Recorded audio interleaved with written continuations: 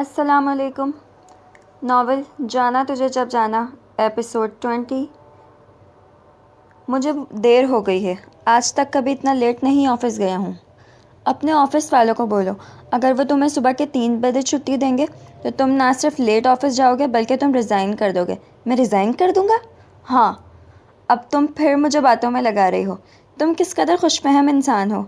ایک پل کو تاشفین کی گہری ہنسی گونجی، اگلے پل وہ کمرے سے باہر تھا۔ کہیں جانا ہو تو اپنے بہنوئی کو گاڑی بھیجنے کے لیے فون مت کرنا۔ اندر ڈریسنگ ٹیبل کے دراز میں گاڑی کی چابی پڑی ہے اور گاڑی باہر بازار میں پارک ہے۔ اکیلی جانا چاہو تو کوئی بات نہیں، پر مجھے تسلی رہے گی اگر فارس یا حسیب میں سے کسی کو ساتھ لے جاؤ۔ میں جانتا ہوں تم اکیلی اپنی گاڑی میں آنے جانے کی عادی ہو، پر چونکہ ابھی تم یہاں کی گلیوں سے واقف نہیں ہو، میں نہیں چاہتا تمہیں کوئی پریشانی ہو۔ اگر تمہیں میری پریشانی کی فکر ہے تو رات گئے تک گھر سے باہر مت رہنا۔ باہر گلی میں نکل کر وہ رکا، مڑ کر دروازے کے دوسری جانب کھڑی جگن کو دیکھا۔ وہ نہیں جانتا تھا کہ وہ اس کے پیچھے آ رہی ہے۔ چند پل خاموش نظروں سے اس کا چہرہ پڑا، پھر ہلکے سے لب پھیلے، گال کا ڈمپل نمایاں ہوا۔ السلام علیکم۔ وہ آگے بڑھ گیا، جگن کے لب بڑبڑائے۔ وعلیکم السلام اور فی امان اللہ۔ دروازہ بند کرتی تیز تیز قدموں سے واپس اپنے کمرے میں آئی۔ نرگس بھی پیچھے تھی۔ بھابی، صفائی بس مکمل سمجھو اور تیار ہونے کی کرو۔ جگن اپنے ہینڈ بیگ سے اپنا بند پڑا موبائل نکالتے ہوئے بولی۔ تیار بھی ہوتی ہوں، پر پہلے مجھے حارث بھائی کی تو ذرا خبر لینے دو۔ ایک بات ان کے پیٹ میں نہ ٹک سکی۔ نرگس نازمچی سے پہلے تو اس کو دیکھتی رہی، پھر اس کو فون میں مصروف دیکھ کر اپنے کام کو لگ گئی۔ السلام علیکم، جگن بول رہی ہوں۔ وعلیکم السلام۔ تم نہ بتاتی تو مجھے کب پتہ چلنا تھا کہ جگن بول رہی ہو۔ مذاق کے موڈ میں بالکل نہیں ہوں، آپ سے لڑائی کرنے کو کال کی ہے۔ اچھا، صبح والے رویے کے بعد بھی کچھ بچا ہے کہنے کو؟ صبح تو میں نے کوئی بات ہی نہیں کی تھی۔ ہاں، مجھے گھر سے جانے کا تو صرف تاشفین نے بولا تھا۔ تم نے تو بلکہ اس کو منع کیا تھا کہ میرے بھائی کو ایسے گھر سے نہ جانے کا بولیں، وہ ہرٹ ہوگا۔ حارث بھائی، صبح جو کچھ بھی ہوا اس کے پیچھے آپ کی عزیز جان بیگم کا ہاتھ ہے، میرا نہیں۔ اور اس بات کو چھوڑیں، میں نے فون پرسنل ریزن کی وجہ سے کیا ہے۔ بھائی ہوتے ہوئے آپ نے مجھے دھوکہ دیا ہے۔ ہیں؟ کیا بول رہی ہو؟ میں نے آپ سے ایک دن گاڑی کیا منگوا لی، آپ نے اٹھا کر تاشفین کو بھی بتا دیا۔ یعنی آج کے بعد بندہ آپ سے کوئی فیور نہ مانگے۔ دوسری طرف حارث نے گہری سانس لی۔ جگن، 1 سیکنڈ کے لیے تم نے مجھے پریشان کر دیا تھا۔ پاگل لڑکی، میں نے تاشفین کو نہیں بتایا تھا تو پھر کس نے بتایا؟ آپ کو پتہ ہے ابھی وہ مجھے کیا کہہ کر گیا ہے؟ آئندہ گاڑی کی ضرورت ہو تو اپنے بہنوئی سے منگوانے کے بجائے اس کی گاڑی لے کر جاؤں۔ اس دن تاشفین یہاں میرے آفس میں تھا جب تمہاری کال آئی تھی، اس نے میرے سیل پہ تمہارا نام دیکھ کر کال آن کر کے اسپیکر لگا دیا تھا، بلکہ میرا فون ہی اٹھا کر کھڑکی سے باہر پھینک دیا تھا۔ 2 پل کو اس کی بولتی بند ہو گئی، سوچتے ہوئے بولی، حارث بھائی، یہ جو آپ کا بھائی ہے نا، اچھا اب وہ میرا بھائی ہو گیا ہے، اور صبح جب اس کے ساتھ کھڑی ہوئی تھی تب کیوں نہ یاد آیا؟ وہی تو بتانے جا رہی ہوں، سن تو لیں۔ ساری باتوں کا آپ کو بھی علم نہیں ہے۔ تاشفین نارمل موڈ میں جیسا ہوتا ہے نا، پرسکون ٹھہرے پانی جیسا، غصے میں اس کے الٹ ہوتا ہے، اس لیے میں آپ کے اور اس کے درمیان آئی تھی۔ حارث بھائی، اس نے آپ کی پٹائی کر دینی تھی۔ اس کی بات پہ دوسری طرف حارث ہنسا اور ہنستا چلا گیا۔ وہ دکھ سے بولی، آپ کو میری بات مذاق لگ رہی ہے؟ ہنسی کے درمیان حارث بولا، نہ بالکل بھی نہیں، میں اپنے بھائی کو جانتا ہوں، مگر مجھے حیرت اس بات کی ہوئی کہ تمہیں کیسے پتہ چلا اس نے تم پہ غصہ کیا؟ نہیں، میری وجہ سے کسی اور پہ کیا تھا۔ وہ چھوڑیں، ایک کام کی بات سنیں۔ آپ نے آج پیسے دینے کا جو طریقہ اپنایا ہے، اس سے تاشفین کے ساتھ ساتھ ابو کے جذبات بھی ہرٹ ہوئے ہیں۔ آپ کو ایسا نہیں کرنا چاہیے تھا۔ یار، اس میں آخر ہرٹ کیا تھا؟ آپ کو پتہ ہے الماس آپی نے تاشفین کا بینک لون رکوا دیا تھا۔ آپ کی بیوی نے اچھا نہیں کیا ہے، میں اس کو اس بات کے لیے کبھی معاف نہیں کروں گی، اور آپ نے بھی الماس آپی کی ہر اچھی بری بات مان کر اس کو سر پر چڑھا لیا ہوا ہے۔ پر میں برداشت نہیں کروں گی اگر آئندہ اس نے کبھی تاشفین کو نیچا دکھانے کے لیے کوئی الٹی سیدھی حرکت کی۔ جگن بولے جا رہی تھی، مگر دوسری طرف حارث کو اس کی بات میں کوئی ربط نہ ملا، اس لیے ذرا تیز آواز میں جگن کو ٹوکتے ہوئے بولا، خدا کا نام لو لڑکی، تم کب سے اتنی باتونی ہو گئی ہو؟ اور یہ قرضے کا کیا قصہ ہے؟ اگر ناگوار نہ گزرے تو اس پہ روشنی ڈال دو، میرے پلے کچھ نہیں پڑا۔ کیا میں بہت زیادہ بول رہی ہوں؟ اصل میں مصروف ہوں، وقت کم ہے، اس لیے جلدی سب کچھ بتا رہی ہوں۔ اس سے مختصر لفظوں میں ساری بات حارث کے گوش گزار دی۔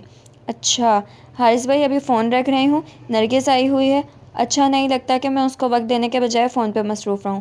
آپ کے ساتھ دوبارہ بات ہوگی، اللہ حافظ۔ حارث کو سوچتا ہوا چھوڑ کر وہ فون رکھ کر نرگس کو ڈھونڈنے نکلی۔ مجھے باہر نکالو، مجھے کیوں پکڑا ہے؟ اس کے ہاتھ پیر مکمل طور پر رسیوں میں جکڑے ہوئے تھے۔ کوئی ہے؟ خدا کے لیے مجھے اس قبر سے نکالو، میں مرنا نہیں چاہتا ہوں۔ سن رہے ہو؟ جو چاہتے ہو میں تمہاری ہر بات ماننے کو تیار ہوں، جتنے پیسے چاہیے ہیں بتاؤ، میں دینے کو تیار ہوں، پر مجھے جانے دو۔ ہیلو، تمہیں اللہ کا واسطہ ہے مجھے چھوڑ دو۔ وہ اونچی آواز میں رونے لگا۔ اس کے آنسو آنکھوں میں بندھی پٹی میں گم ہوتے گئے۔ نہ کسی کو داد رسی کے لیے آنا تھا، نہ کوئی آیا۔ وہ وقت کا شمار بھول چکا تھا، پتہ بھی نہیں چلتا تھا کہ دن ہے یا رات۔ ہر وقت گھبگھیر 400 اندھیرا ہی اندھیرا تھا۔ چیخ چیخ کر تھک جاتا تو تھک ہار کر غنودگی میں ڈوب جاتا، پھر ہوش آتا تو وہی کام پھر سے شروع کر دیتا، مگر فائدہ کوئی نہ ہو رہا تھا۔ صبح شام اس کے سامنے کھانے کی ٹرے رکھ کر مطالعہ کر دیا جاتا، وہ اپنے بندھے ہوئے ہاتھوں اور آنکھوں سے خوف کے مارے کچھ کھا بھی نہ پاتا تھا، مگر جب پیٹ نے مزید خالی رہنے سے انکار کر دیا تو اس نے کسی نہ کسی طرح دل کو مار کر چند ایک نوالے زہر مار کر ہی لیے۔ دوسرا مسئلہ لیٹرین کا تھا، جو اسی کمرے کے ایک کونے میں موجود تھی، جس کے درمیان کوئی دیوار نہ تھی۔ بدبو نے اس کو مسلسل رہنے والا سر درد دیا ہوا تھا۔ بند آنکھوں کے سامنے گھومنے والے گول گول دائرے کبھی بڑے ہو جاتے، کبھی چھوٹے چھوٹے ہوتے مٹ جاتے۔ ماں کا تصور جاگا تو وہ کسی بچے کی طرح تڑپ تڑپ کر رونے لگا۔ اماں، آپ ہی میرے پاس آ جاؤ، مجھے آپ کی بڑی ضرورت ہے۔ اماں، میں مرنا نہیں چاہتا، میں مانتا ہوں میں نے زندگی گنوا دی، میں نے بہت برا کیا۔ یا اللہ، کیا تیرے گھر میں معافی کی کوئی راہ نہیں ہے؟ مجھے معاف کر دیں، بس ایک دفعہ مجھے اس قبر سے زندہ نکال دیں، میں مرنا نہیں چاہتا، میں ہمیشہ رہنے والے اندھیرے کے ساتھ نہیں رہنا چاہتا۔ کوئی ہے جو مجھے اس تاریکی سے نکال دے۔ آنکھوں سے سیال بہتا چلا گیا۔ بچپن میں ماں نے بتایا تھا کہ جو لوگ دنیا سے کوئی کمائی لے کر آگے نہیں جائیں گے، ان کا ساتھی صرف اندھیرا ہوگا۔ وہاں پہ جب ساری حقیقت کھل جائے گی اور سارے پردے ہٹ جائیں گے، تب انسان کے پاس سوائے پچھتاوے کے اور کچھ نہیں بچے گا۔ وہ رو رو کر فریاد کرے گا، یا اللہ، صرف ایک دفعہ مجھے واپس بھیج دیں، میں یہ بات بھول گیا تھا، دنیا حقیقت نہیں سراب کا نام ہے، اصل زندگی نہیں ہے، فقط ایک دھوکہ ہے۔ جب فریاد کر کر کے تھک جائے گا تو آواز آئے گی، دنیا کی زندگی اتنی ہی تھی جتنی تو نے جی لی، ہم نے تمہیں بار بار موقع دیے، تمہاری رسی دراز کیے رکھی، تمہیں پوری آزادی دی گئی، مگر تم نے کیا کیا؟ تم نے نافرمانی کی۔ اللہ پاک نے والدین کے ساتھ حسن سلوک کے بارے میں قرآن میں یہ دعا کرنے کا حکم فرما دیا ہے، یا اللہ، تو نے میرے والدین پر جب کہ وہ ضعیف ہو جائیں اپنی شفقت اور رحمت نازل فرما، ان کے ساتھ نرمی والا معاملہ فرما، جیسا انہوں نے مجھ پہ نرمی اور شفقت فرمائی جب میں چھوٹا بچہ تھا۔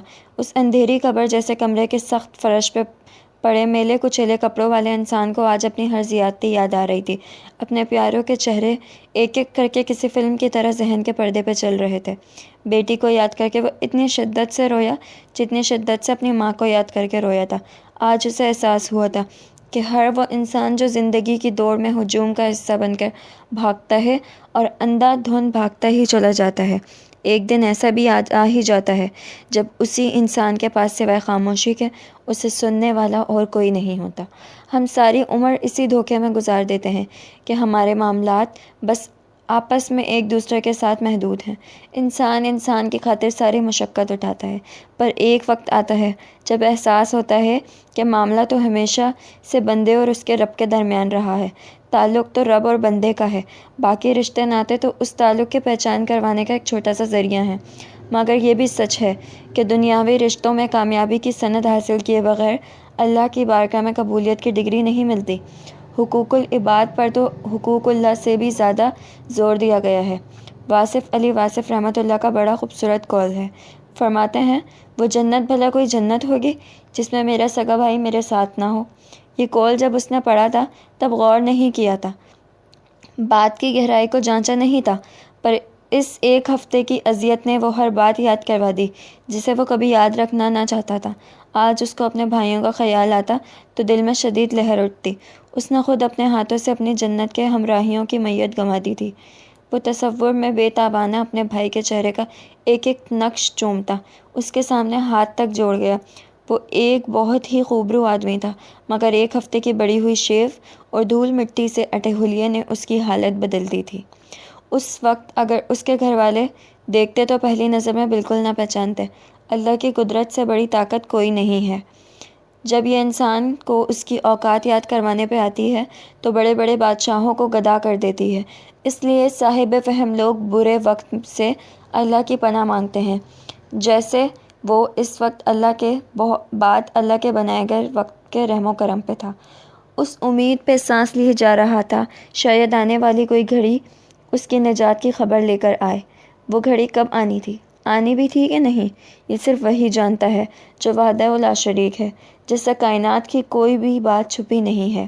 آج کے لیے اتنا ہی، نیکسٹ ویڈیو میں ملتے ہیں۔ اللہ حافظ۔